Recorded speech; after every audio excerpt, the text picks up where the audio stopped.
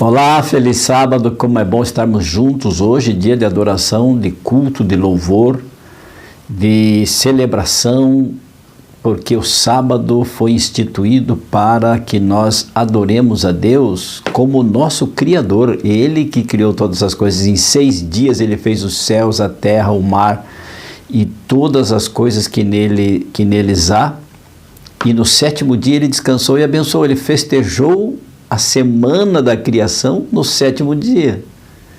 E então ele diz que descansou, Gênesis 2, 1 e 2, ele descansou, abençoou e santificou o sábado. E por isso nós temos essa alegria de no sábado podermos nos encontrar na igreja, no templo de Deus, com Ele, com os anjos, e ali louvarmos erguermos o nosso louvor a Deus, não é? Como sendo o nosso Pai, o nosso Criador, o nosso Senhor e benfeitor.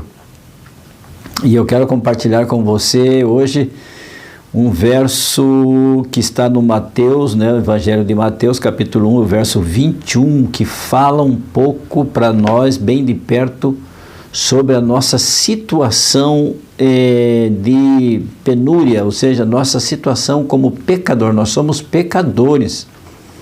Não somos pecadeiros, né, como dizem alguns teólogos, o Leandro Quadro ele fala muito do pecadeiros. Nós somos de natureza pecadora. A nossa carne é corruptível, o nosso caráter é corrompido. Então nós temos que nos socorrer, na verdade, na pessoa maravilhosa de Jesus. Jesus veio a este mundo para tirar os pecados do mundo. Olha só o verso 21, ele diz assim: e dará à luz a um filho e chamarás o seu nome Jesus. E chamarás o seu nome Jesus, porque ele salvará o seu povo dos seus pecados. Então veja, quando Jesus veio aqui, nasceu, viveu, cresceu, e quando jovem, aos 30 anos de idade, ele iniciou o seu ministério, não é? Então Jesus desenvolveu o seu ministério de 3 anos e meio, 3 anos e pouco. Então ele inaugura o reino da graça ao dar a sua própria vida em teu e em meu lugar. Jesus veio para salvar as pessoas dos seus pecados e não nos seus pecados. A graça, ela foi inaugurada agora para nós, o reino da graça. E isto vale retroativamente para todos os que nasceram desde Adão e Eva e todos os que nasceram até hoje. A graça ela é retroativa, ela alcança todos aqueles que no passado creram que Jesus um dia viria, o Messias, o verdadeiro Cordeiro de Deus que tira o pecado do mundo, viria para nos salvar. Eles creram e eles foram salvos pela fé. E agora nós também cremos em Jesus Cristo. Mas nós não cremos em Jesus porque temos a oferta da graça, a salvação é de graça. Nós não cremos em Jesus para sermos salvos nos nossos pecados, mas dos nossos pecados. E muitos dizem por aí que basta crer na graça de Cristo, basta crer em Cristo como o Filho de Deus, Jesus o Filho de Deus, e somos salvos então pela graça. Mas não é bem assim.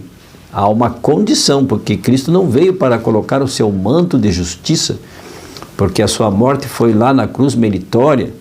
Ele mereceu, ele merece sim ser reconhecido como justo, santo, e então ele pode justificar a muitos. Davi, olha o que Davi fala. Davi reconhece que ele é um pecador. Ele diz no verso 5 do capítulo 32, no Salmo 32, ele diz assim, o verso 5: confessei-te o meu pecado e a minha maldade não encobri. Dizia eu, confessarei ao Senhor as minhas transgressões e tu me perdoaste a maldade do meu pecado. Então, só quando Davi, se você ler o Salmo 32, você vai ver que Davi sofre, não é? Ele diz assim, porque de dia e de noite a tua mão pesava sobre mim. Ele tinha dor de culpa, de consciência. Mas quando ele diz, confessei-te o meu pecado, então ele sentiu o perdão de Deus. Por isso Jesus veio a este mundo, como lemos no verso 21, você tem que entender bem isso. No verso 21 do capítulo 1 do Evangelho segundo Mateus, está dito, escrito, inspirado pelo Espírito Santo, de que Jesus veio a este mundo para salvar o povo dos seus pecados e não nos seus pecados, porque tem muita gente aí que não confessa os seus pecados, que acha que pode fazer isso e aquilo, aquele outro, sem nenhum problema, e não sabem o que é receber a Jesus na sua vida, Jesus no seu coração, porque quando aceitamos a Jesus no nosso coração, nós reconhecemos que devemos abandonar as coisas que antes praticávamos, que fazíamos, mas que agora, ao termos um encontro com Cristo, um encontro de amor, nós deixamos essas coisas banais de lado para caminharmos com Cristo justificados pela fé. É possível que você esteja vivendo uma vida iludida. Aqueles que são cristãos, que acham que são salvos pela graça e uma vez salvos para sempre, então podem pecar, errar, transgredir a lei de Deus, inclusive o sábado, o quarto mandamento, que a graça salva. A graça salva aqueles que se achegam a Cristo arrependidos e confessam os seus pecados, contam para Deus os seus erros e então são salvos, perdoados pela graça de Cristo.